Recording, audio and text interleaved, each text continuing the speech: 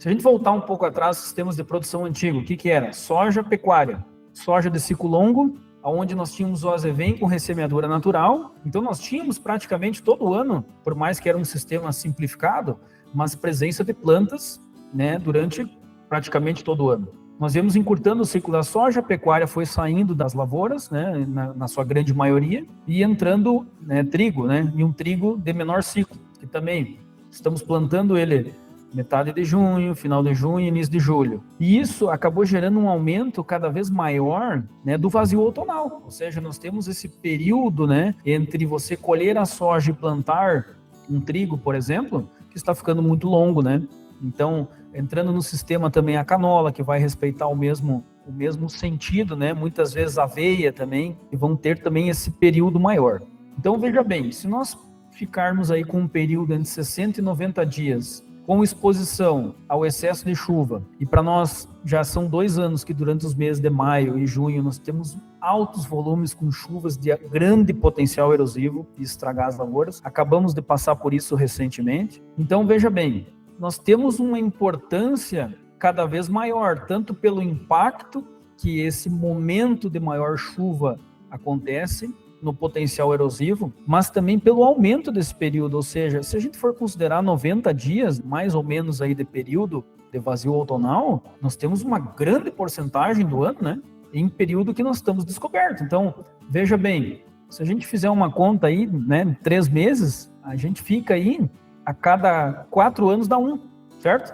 Se estou certo nas minhas contas, a cada 4 anos, um fica inteiro, sem plantas. Então, veja bem, esse cenário começa a tomar uma grande proporção no nosso sistema produtivo como um todo. Veja, em 4 anos é difícil a propriedade hoje que tem milho no Rio Grande do Sul. Mas, em 4 anos, a gente está deixando, nesses casos, a lavoura um ano inteiro sem nada em cima. Então, nesse sentido, eu vejo que o impacto do vazio outonal para construir solo, para ciclagem de nutrientes, para manejo de plantas de difícil controle, acho que o produtor está precisando olhar um pouco com mais carinho para esse momento, né, Alvadir? Sem dúvida, Felipe, e acredito que esse ano que nós estamos aí correndo aí nele, né, é um bom exemplo, né, do que tem acontecido, né? Quer dizer, chuvas agora muito intensas no mês de junho, pré-semeadura do trigo, e aquelas áreas que ficaram ali 60, 70, 80 dias em pousio sofreram muito com o processo erosivo, sem falar de outros problemas, como infestação de plantas daninhas. Mas, de fato, né, se a gente for analisar, com o advento das cultivares com tipo de crescimento indeterminado de soja, com um ciclo mais curto, né, como você posicionou, isso propicia que a gente tenha cada vez mais um esforço de adiantar, né, a semeadura da soja o máximo possível, saindo, né, essa soja muito rápido, né, já ali em início de março, ali uma boa porcentagem já colhida. E no caso do trigo, os ciclos curtos, mas eu muitas vezes não posso antecipar muito esse plantio em função do risco de geada no florescimento, que é algo imperativo no caso dos cereais de estação fria, né? Quer dizer, a diferença de tu colher um cereal de estação fria ou não colher nada, né? Se der uma geada muito intensa no florescimento, perde-se a lavoura. Então, sim, esse é um cenário que alongou esse período, esse vazio outonal.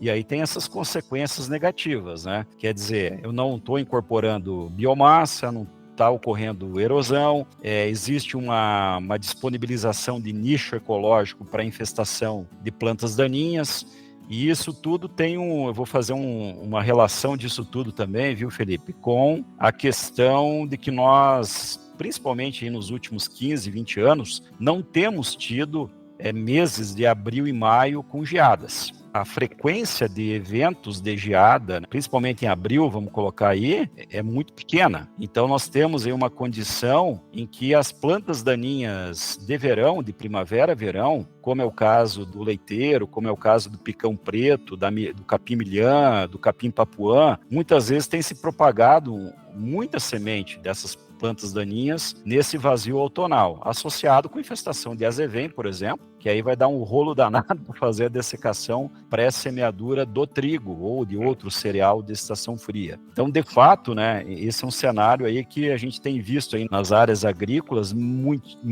reabastecimento do banco de sementes com essas espécies de plantas daninhas, né? E infestação grande assim de azevém, bulvas, né, dificultando essa dessecação pré-semeadura do cereal de estação fria, fazendo com que muitas vezes tem que fazer uma dessecação sequencial para eu poder fazer o plantio do trigo numa condição apropriada. Então, o que acontece? Agora, se a gente analisar também, viu, Felipe, para o modelo de produção soja-trigo, esse vazio outonal eu vejo como uma oportunidade. Então, ao mesmo tempo que tem sido um problema, vamos dizer, né, eu já vejo como uma oportunidade da gente aprimorar a incorporação de carbono, o crescimento de raízes, né, o aumento da cobertura do solo, né, o aumento da produção de palhada por hectare por ano, uma vez que a soja deixa muito pouco palha, né, e o trigo, cada vez o ciclo mais curto, o índice de colheita alto, também deixa pouca palha, né, apesar de cobrir muito bem o solo, mas a quantidade de carbono não é tão grande, sabe? Então, assim, essas culturas de janela, culturas de cobertura de janela, eu vejo como uma oportunidade de aprimoramento do sistema. E aí nós temos várias possibilidades de encaixe dessas plantas de cobertura nessa janela outonal, porque como não é tão pequena assim mais, né, não é mais 45, 50 dias, quando eu já falo lá em 65, 70, 90 dias, eu já amplifico as minhas possibilidades e viabilidade de ter uma cultura ali implantada para alta produção de biomassa, ciclagem de nutrientes, tudo isso, para ter um ganho muito grande no trigo, na soja que vem a posteriori. Em algumas situações, viu, Felipe, até nós temos aí até a possibilidade de posicionamento de algumas culturas até para grãos nessa janela outonal, né? Então nós temos aí o feijão comum, o trigo mourisco aí, só lembrando aqui de algumas possibilidades, né? Precisa ser muito precoce, óbvio, né? Não é para grandes áreas, né? Que isso também tem a ver com o mercado, né? Ninguém vai plantar algo que o mercado está saturado ou que não tem um comércio local, mas são também alguns arranjos que são possíveis de serem pensados hoje em dia.